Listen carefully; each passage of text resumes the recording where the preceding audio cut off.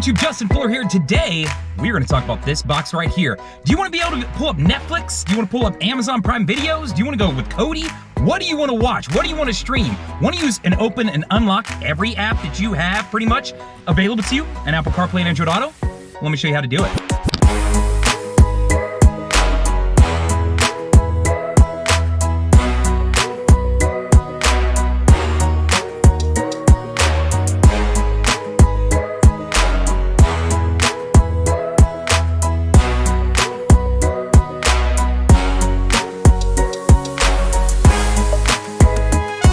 Alright guys, so as I mentioned, One Car Stereo sent me out this box, right?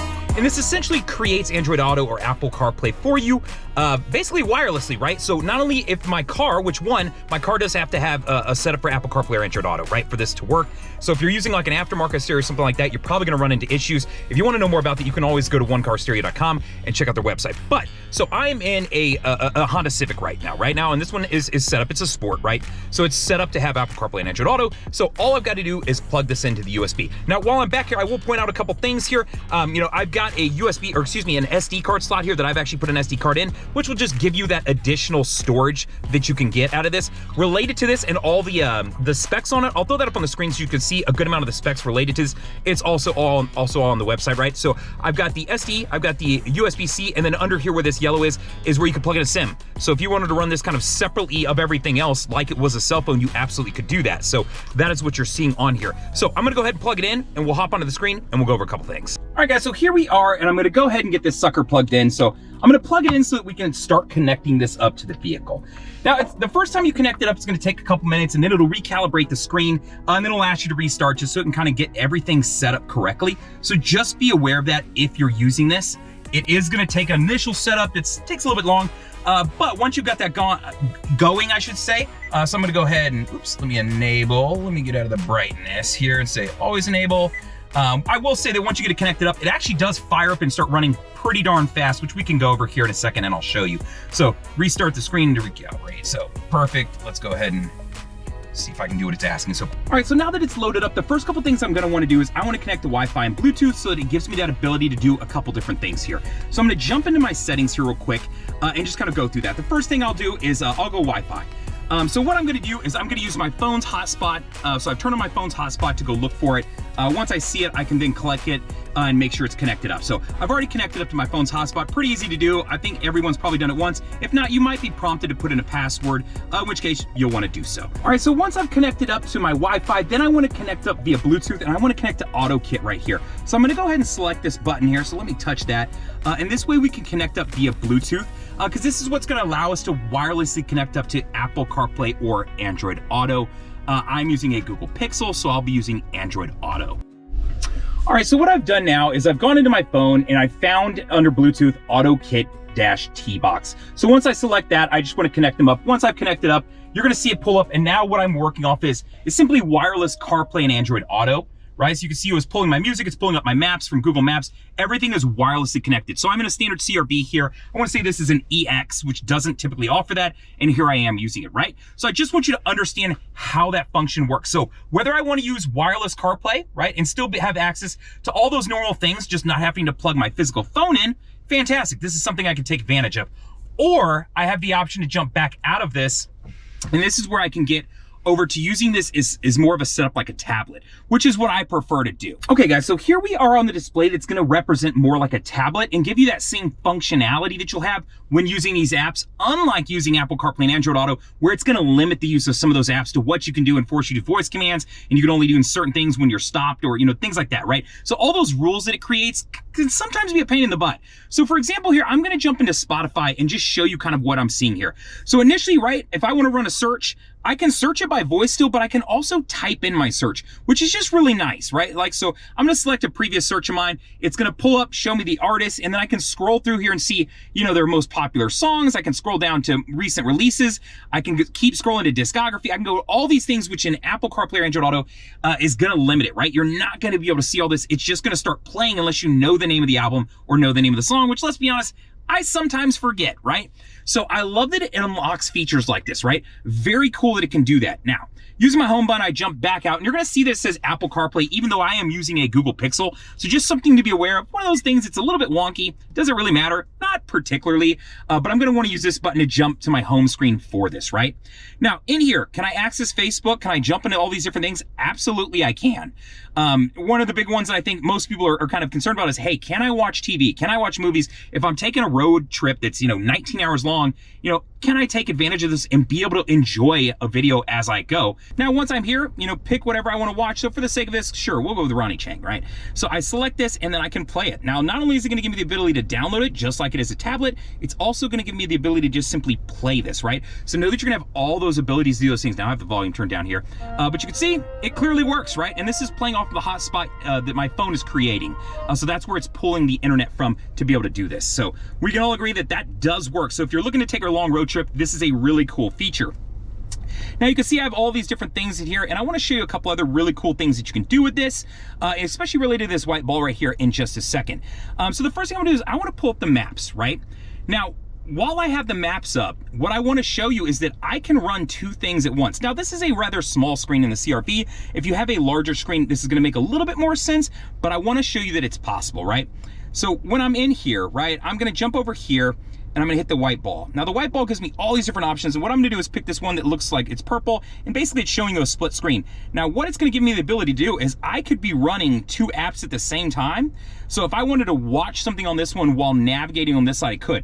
Now you can see that it's rather small right here, but I can kind of slide these around too to make it work for whatever I'm doing, depending on what I'm trying to take advantage of. So once I have my directions up here, right? So if I did this and ran my directions, it'll pull up and get going. And this way you can kind of see what this looks like, and let's see if it'll let me get them all going at once here, right? Because this is the idea, is that I could be taking a long road trip and be able to enjoy some stand-up comedy while I'm taking my trip, right? And that's the idea here, is that not only am I gonna be able to unlock all this potential, but also I can do two things at once. So if I'm taking a long road trip and I need to know what my turns are and my directions, I can do that, but I could still watch or listen to what I'm doing. So you can see that this is a really cool functionality that you cannot currently get in a car. So that's exactly what you're seeing here right now. So I'm gonna jump back over just a single screen here. So let me jump out of that just so we can get back there, right? So I've got my navigation pulled up. And as far as navigation, guys, goes, if you wanna use Apple Maps, you wanna use Google Maps, you wanna use Waze, whatever you wanna use, you can take advantage of.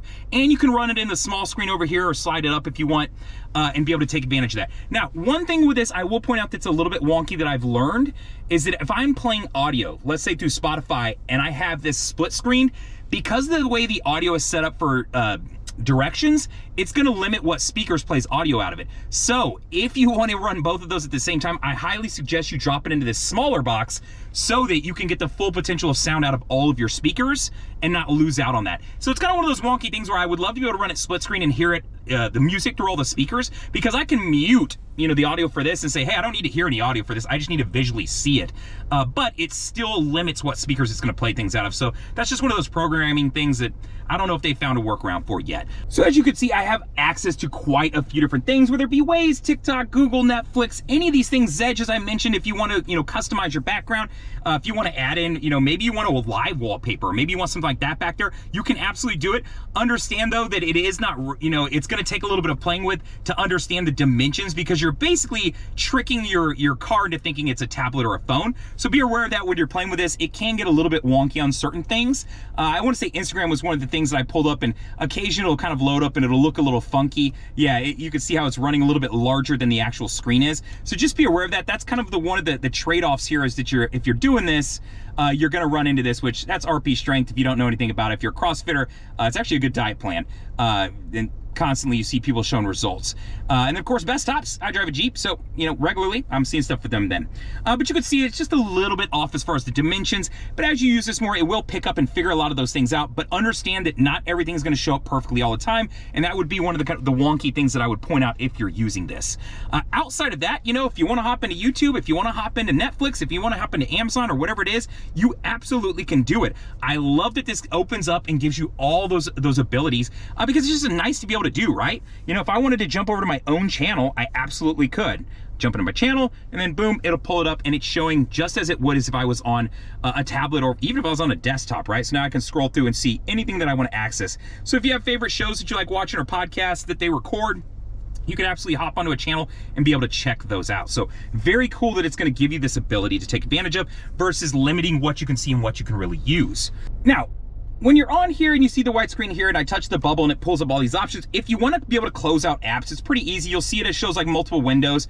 So all I've got to do is jump into that, select it, and then I can start getting rid of apps, right? So if I wanted to get rid of stuff because I feel like it's lagging and I'm like, hey man, I don't need all of these things running in the background, you absolutely can do that. So know that it's very easy. Works just like your phone would, where I can kind of scroll through here and say, hey, I just need to close stuff out because I've got 90 million pages open that are running, and it's kind of slowing stuff down here. Now, if I want to download anything, absolutely just go to the Play Store, or if I'm using Apple, same thing, right? Jump over, it doesn't matter, open up your store, and then search out what you want and download what you want to get, right? So very easy to do.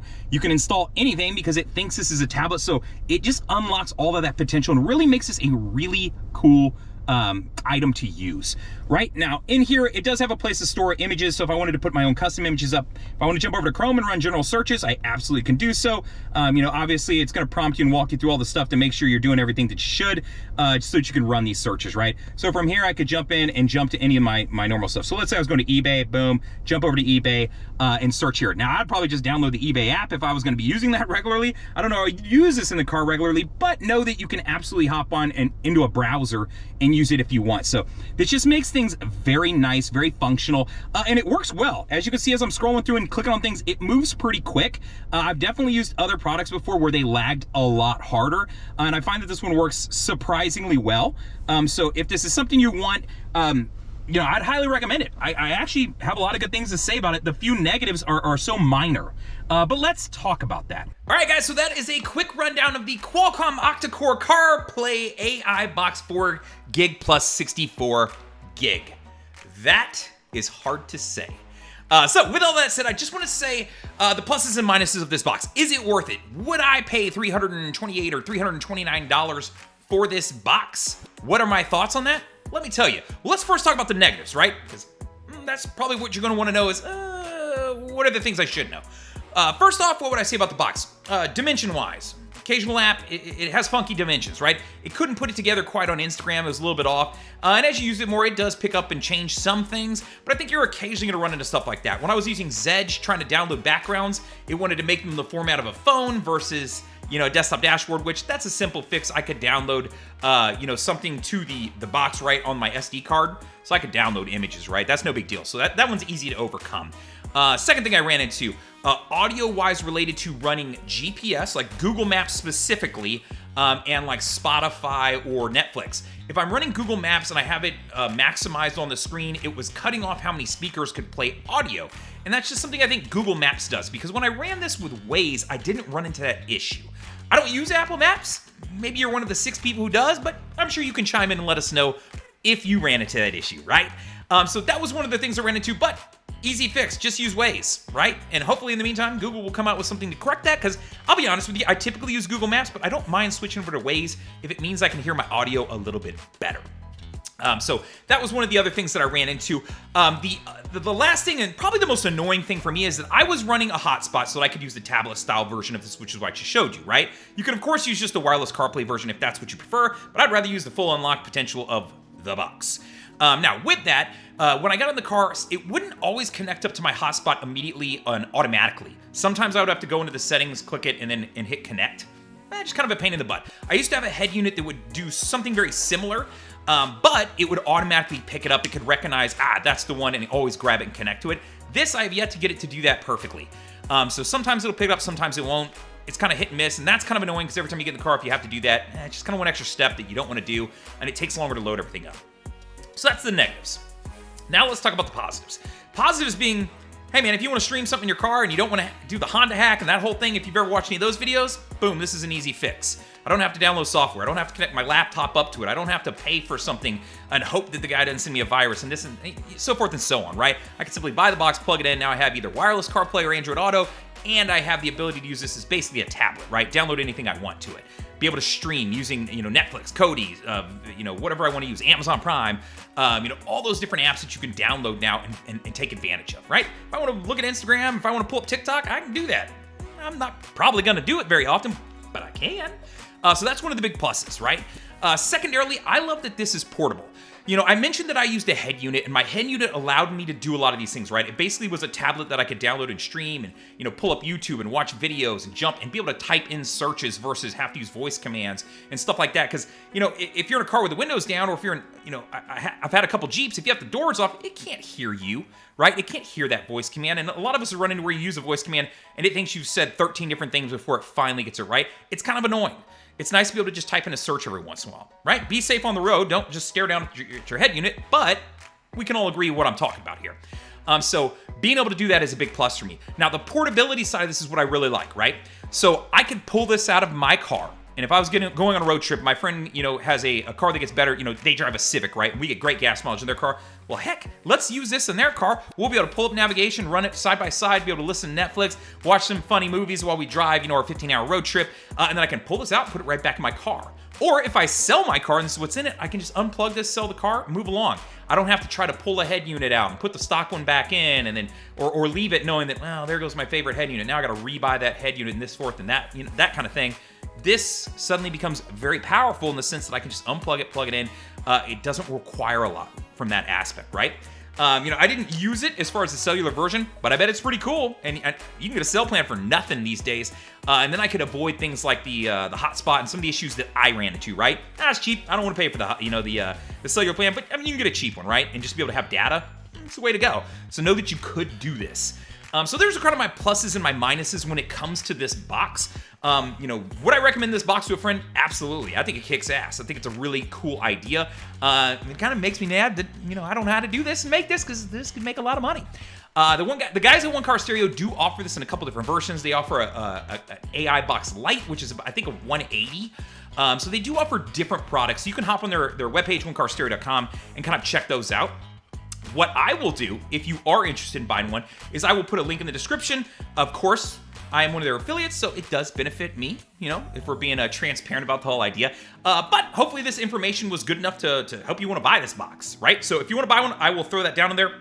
I also have a QR code that I will throw up on the screen. So if you want to make life easy and just be able to scan that, that'll be on the screen so that you can scan it, and then you could go and buy it that way. If you have any questions about the box, feel free to reach out to me, or of course the guys at One Car Stereo, in relation to, you know, hey, will this work for my car? You know, if you're concerned about that, their webpage is pretty good. I was able to find most of the details that I wanted to know about it, so I don't imagine that you won't have any issues. But if there's something you're curious about, or hey, you know, I didn't know if you tested this, you just didn't put it in your video, I'd be more than happy to see what I can figure out for you and answer, because I'm still learning about this box as well. But everything I've come across so far is pretty cool, with the exception of a couple, you know, random wonky things.